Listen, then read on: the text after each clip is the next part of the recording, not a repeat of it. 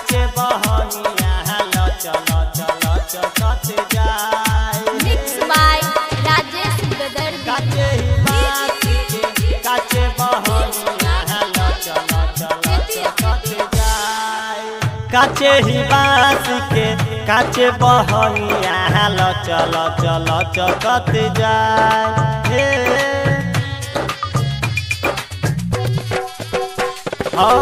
काचे ही बात के काचे बहनिया लच लच लच कत जाए। बड़का भैया पेन्ही पियरिया माथे दौरा उठाए। काचे ही बात के काचे बहनिया लच लच लच कत जाए। काचे ही बात के काचे बहनिया लच लच लच कत जाए।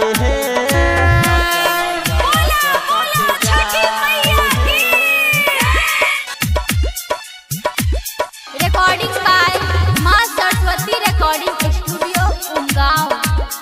DJ Suman Remix. काचे ही बात के काचे बहनिया लच लच लच कत जाए। ठकुआ पूरी काट छनला के दियो दौरा सजाए।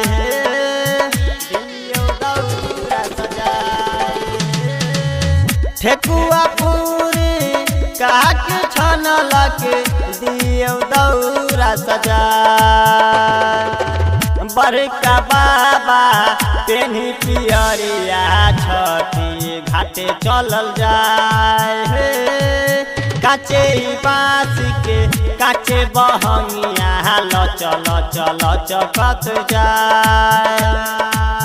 काचे ही बाँस के काचे बहनिया लच लच लच कत जाए।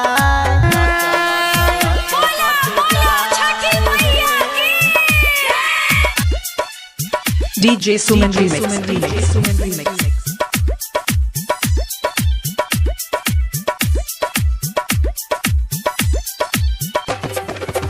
काचे ही बात के काचे बहनिया लच लच लच कत जाए।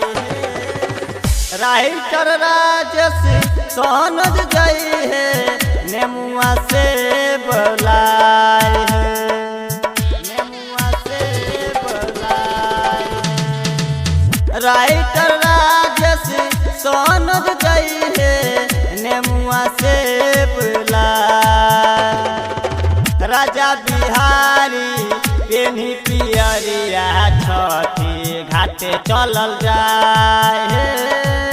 काचे ही बाँस के काचे बहनिया लच लच लच कत जाए।